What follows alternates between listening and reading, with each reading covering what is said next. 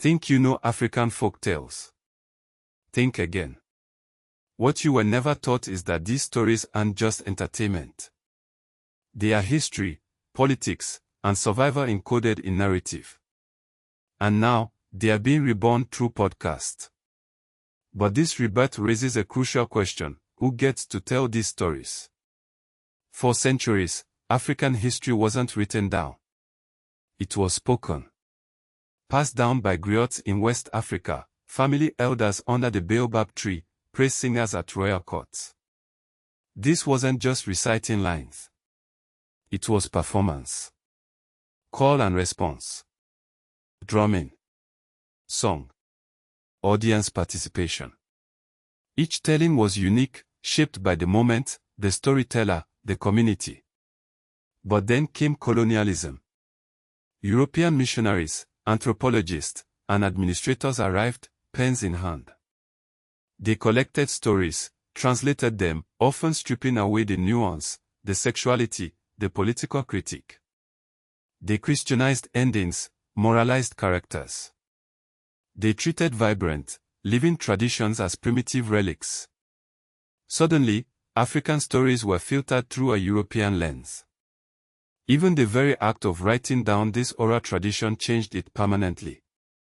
There was no single, correct version. A story could shift based on region, clan, the age of the audience. But once written, one telling became fixed, seemingly authoritative. You can see this even today. Many widely circulated African folktales are not exact reproductions of the original oral form. They bear the marks of colonial editing. Fast forward to the 21st century. The rise of podcasts. African Stories on Spotify. African Folktales Podcast.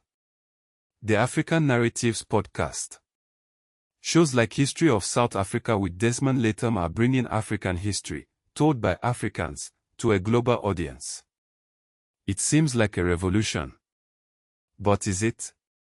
Podcasts are powerful tools.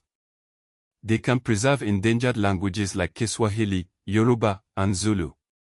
They can reconnect the African diaspora to ancestral identities. They make history accessible. But a podcast is not a fireside circle. It's a scripted reading.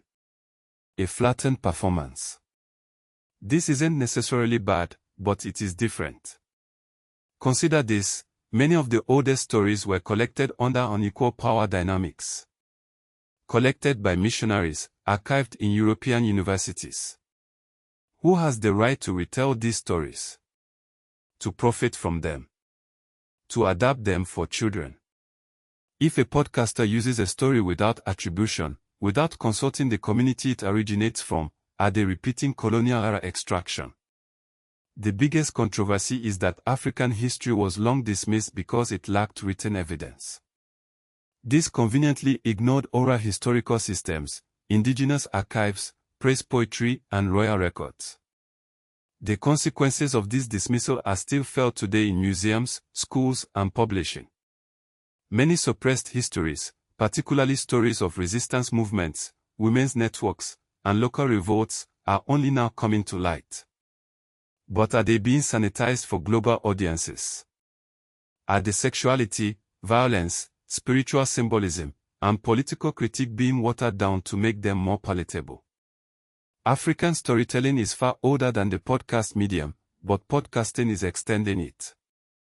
It's offering a chance to reclaim African authorship, to decolonize education, and to connect the diaspora. The spoken word returns, but now it reaches across continents. But we must be vigilant. We must ask, who is telling the story? Whose voice is amplified? And are we truly listening to the echoes of the past, or just hearing a faint imitation?